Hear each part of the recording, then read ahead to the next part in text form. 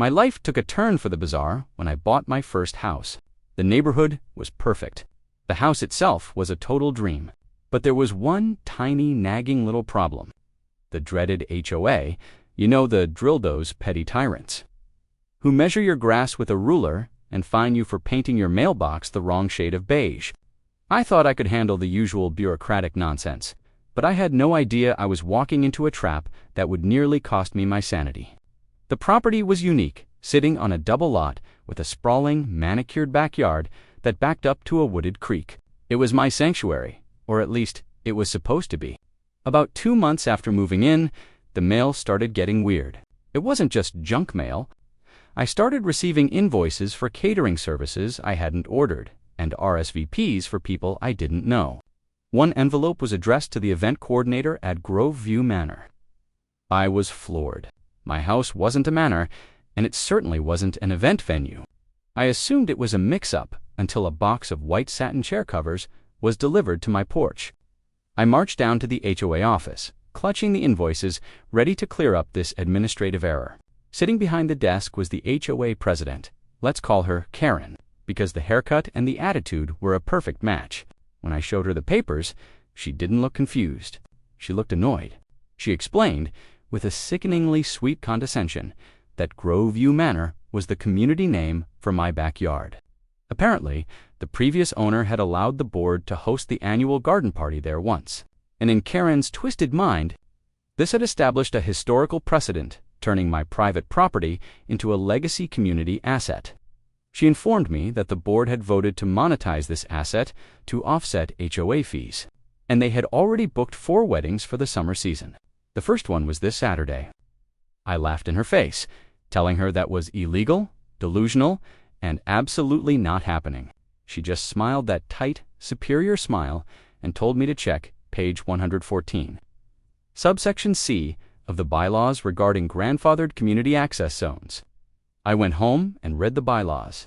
It was vague, legal gibberish, but just enough for them to claim a gray area. I called a lawyer who said fighting it would take months and thousands of dollars. I called the police when a landscaping crew showed up to prep the venue, but because of the bylaw clause, the officer shrugged, called it a civil matter, and refused to intervene. I felt completely defeated. My sanctuary was being invaded. Friday evening, the tents went up.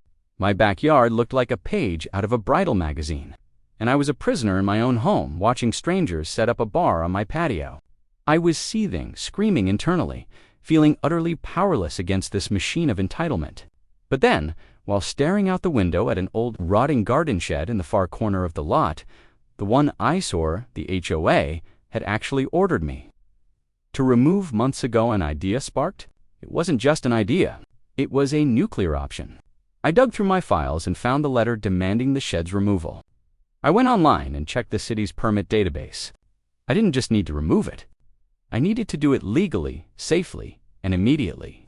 I applied for an emergency demolition permit, citing structural instability and the HOA's own demand letter. Because it was a safety hazard, the permit was approved instantly online. I printed it out. Then I made a phone call to a buddy of mine who runs a heavy excavation company. I asked him if he wanted to make a quick $1,000 for a Saturday morning job. He said he was free. The next morning, the wedding guests started arriving. It was a beautiful, sunny day. The birds were singing, the harpist was playing, and Karen was fluttering around my yard like she owned the deed, directing florists and ignoring my no trespassing signs. I sat in my kitchen, sipping coffee, watching the clock. The ceremony was scheduled for 11 a.m. At 10:55, the bride began her walk down the aisle. A makeshift runner laid across my grass. The guests stood, cameras flashing. It was picture perfect. Then, at 11 a.m. exactly, the ground shook. It started as a low vibration, rattling the expensive china on the rental tables. Then came the roar. A massive yellow excavator, which we had staged just down the street, rumbled around the corner and onto my driveway. The sound of the diesel engine was deafening, drowning out the harpist instantly. The guests looked around in panic. Karen stormed toward the driveway, waving her arms, screaming something that was lost under the mechanical roar. The machine didn't stop. It navigated carefully but loudly through the side gate, tearing a massive chunk of the fence down in the process. Collateral damage I was happy to pay for.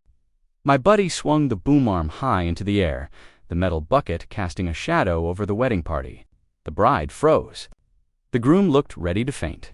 The excavator rolled right past the ceremony, the tracks tearing up the pristine grass, and positioned itself directly in front of the rotting shed, which was situated conveniently close to the altar. I walked out the back door, wearing noise-canceling headphones and holding my permit. Karen was purple with rage, screeching about the police. I simply pointed to the shed. My buddy revved the engine, a glorious smoky growl that sent guests scrambling for cover. Then, the magic happened. The bucket crashed down onto the shed. It wasn't a gentle dismantle. It was a violent, aggressive demolition. Wood splintered, glass shattered, and a cloud of dust and debris billowed out, enveloping the wedding party in a gray fog. The noise was a chaotic, beautiful symphony of destruction.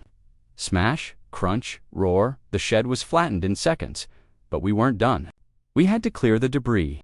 The excavator spent the next 45 minutes scraping, scooping, and dropping heavy loads of timber into a dumpster we had dropped right next to the buffet table.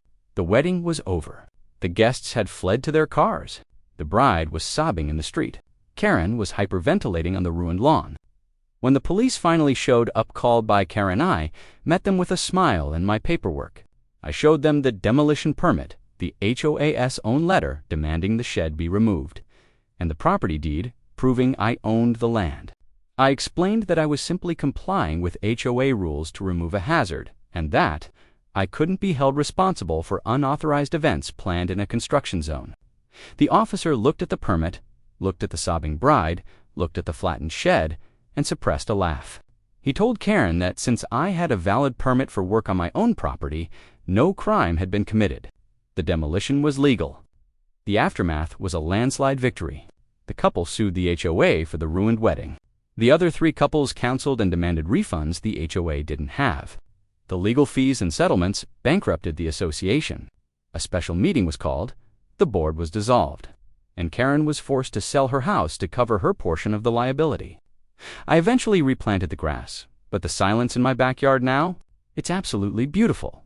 Thanks for watching, and don't forget to subscribe for more stories.